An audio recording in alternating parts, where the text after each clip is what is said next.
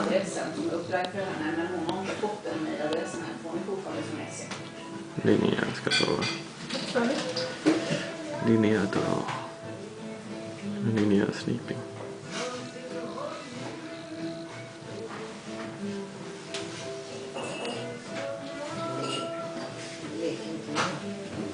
Det är bara man sitter på armen och två ben som ligger.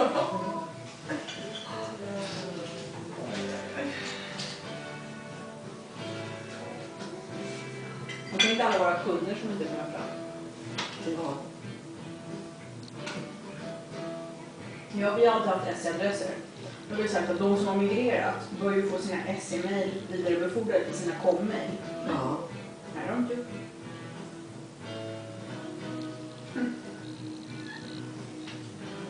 De fattar liksom. Så var det någon servicebranschen, IT eller så.